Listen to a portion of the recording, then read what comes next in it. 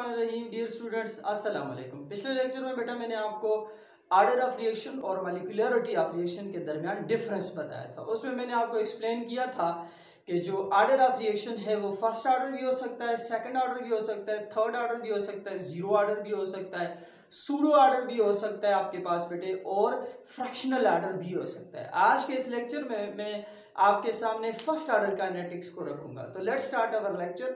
आपके पास है बेटा फर्स्ट ऑर्डर रिएक्शंस कौन से होंगे और इसकी काइनेटिक्स क्या है। मैंने डेफिनेशन लिखी, आप जरा गौर से देखें।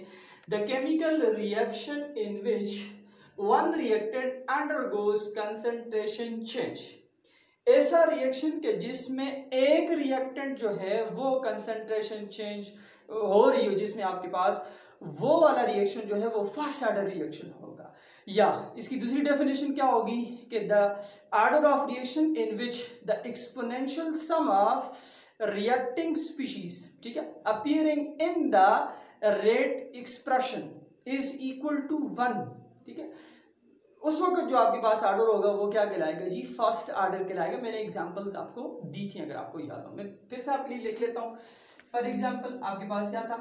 Br2 changes to form 2Br, N2O5 changes to form 2NO2 plus half O2।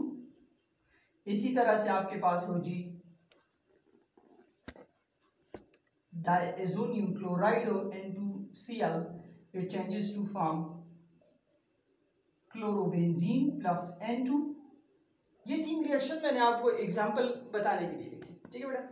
They are the simple elementary reaction. इनके ऊपर अगर आप लोग रेट लॉ अप्लाई करें तो dx अपॉन dt किसके बराबर आएगा?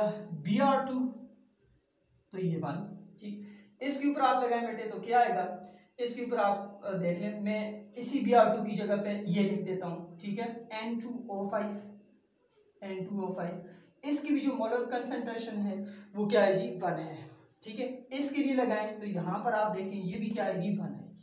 तो ये तीनों रिएक्शन कौन से आपके पास? ये फर्स्ट ऑर्डर रिएक्शन है आपके पास। ये वो डेफिनेशन जो मैंने अभी आपके लिए की कि when the exponential sum of reacting species appearing in the rate expression, ये रेट एक्सप्रेशन है, is equal to 1, then the order of reaction is first order. तो ये सारे जो रिएक्शन है ये फर्स्ट ऑर्डर काइनेटिक्स के रिएक्शन है। Dissociation of bromine, dissociation of dinitrogen pentaoxide, और आपके पास क्या है जी? डायज़ोनियम क्लोराइड जो है वो चेंज हो रहा है क्लोरोबेंजीन में। निकोल ने इस रिएक्शन की काइनेटिक्स को पढ़ा था, इसे प्रूव किया था कि ये फर्स्ट ऑर्डर रिएक्शन है। ये कुछ एग्जांपल्स मैंने आपके सामने रखी। Now let us consider a general reaction in which the reactant A changes to form product. In order to explore the kinetics of reaction, above reaction, we have to determine the concentration change of A periodically, कि with the passage of time जो reactant A है उसकी concentration में क्या change आ रहा है, ठीक है। तो हम time to time हम इसकी जो kinetics है वो study करते हैं in order to explore the whole kinetics, ठीक है बेटा। तो मैं दोबारा लिखता हूँ इसको, A changes to form product when time t was 0, तो रिएक्टेंट्स के जो मोल थे, रिएक्टेंट ए, ये एक ही रिएक्टेंट है, उसके ए मोल थे जिस वक्त टाइम टी 0 था। This is initial concentration. Product नहीं बना हुआ था तो प्रोडक्ट के जो मोल्स हैं वो 0 होंगे आपके पास। ए इनिशियल कंसंट्रेशन रिएक्टेंट है कि जब टाइम गुजरा, टी सेकंड हुआ कुछ, तो एक्स पोर्शन जो है वो ए में से, ए मोल्स में से माइनस हुआ है और बना दिया उसने क्या चीज थी? प्रोडक्ट बना दिया है। तो नाउ जब टाइम गुजरा तो concentration of A, reactant A minus x होगी और एक्स पोर्शन प्रोडक्ट में चला गया आपके पास, ठीक है बेटे। अच्छा, अब रेट लॉ अप्लाई करें। अब एक्सप्रेशन अब ये जो रिएक्शन मैंने आपके लिए यहाँ पे रखा हुआ है, टाइम टी कुछ गुजर गया था आपके पास, तो क्या आया? dx upon dt proportional to a minus x, ठीक है। इसकी पावर देख लें, 1 ही है आपके पास। या और खोल के लिखें, dx upon dt is equal to k into a minus x, इसके बराबर आ गया।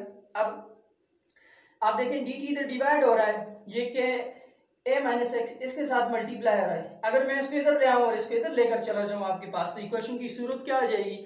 वो सामने मैंने आपके लिए लिखी है, आप सब देखें। dx divided by a minus x, मैंने सिर्फ इस a माइनस एक्स को इसकी जगह पर लिख दिया। आगे क्या आ गया जी, के डी टी आ गया, ये इक्वेशन 1 आ गई आपके पास। ठीक है बेटा, ये जो इक्वेशन 1 है, अगर आप इस इक्वेशन 1 को इंटीग्रेट करें, ठीक है, तो आपके पास क्या आ गई, इक्वेशन 2 दूसरी सूरत बनी, integral of dx by a minus x is equal to k into d t, इसके बराबर आ गया आपके पास। ठीक है, अब k बार मैंने रखा है, k कांस्टेंट है आपके पास। ठीक है बेटा, इससे आप इक्वेशन 2 का नाम देते हैं, इस इक्वेशन 2 को हम सॉल्व करते हैं आगे। लेट जो a माइनस एक्स है उसे मैं z के बराबर लेता हूँ, इसमें जो चेंज है small change d for change, d a minus d x is equal to what जी, d z. D a zero हो गया आपके पास। ठीक है, डेरिवेटिव ऑफ ए जो है आपके पास वो क्या है जी, जीरो आ गया।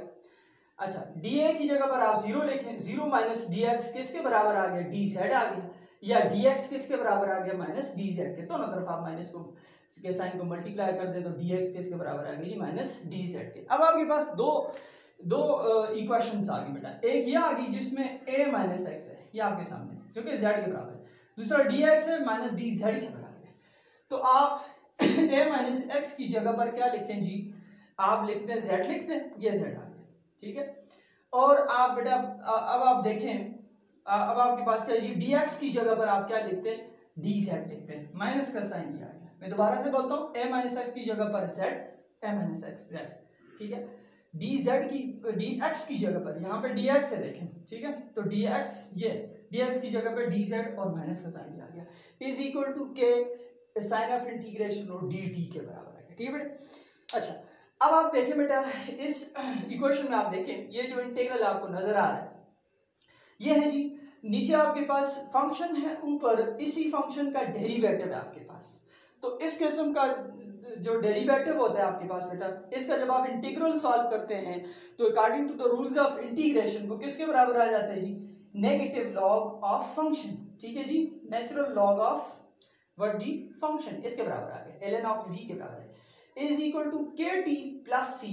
c क्या है जी, ये आपके पास इंटीग्रल कांस्टेंट है आपके पास। ठीक, इसे यूं सॉल्व किया आपने, kt प्लस c, इसे आप इक्वेशन 3 का नाम दे दें।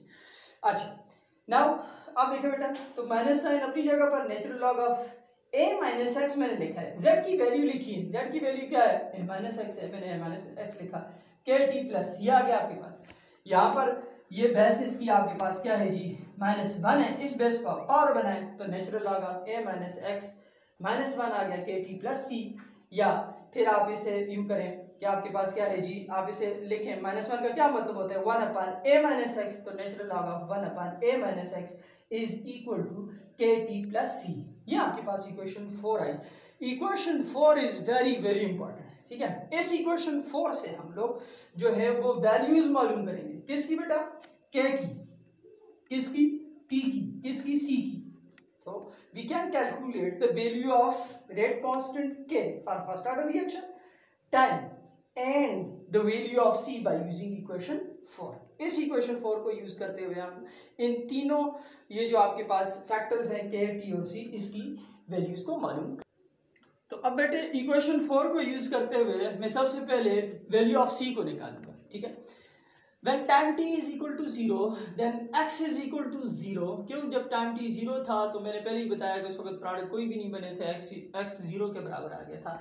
इक्वेशन 4 को आप देखें, मैं आपको यहाँ पर आपको नजर आ रही होगी इक्वेशन 4 क्या है बेटे, देखें जिस वक्त टाइम t 0, यहाँ पे t क्या पुट किया मैंने, 0 पुट किया, तो ये 0 हो गया सारा कुछ आपके पास। ठीक है, x क्या है, 0 है आपके पास, तो आप देखें ना जरा इधर क्या बच गया, नेचुरल लॉग ऑफ 1 बाई ए, तो मैंने यही लिखा हुआ है, नेचुरल लॉग ऑफ 1 बाई ए, ये टर्म तो सारी 0 होगी, इक्वल्स टू व्हाट, c।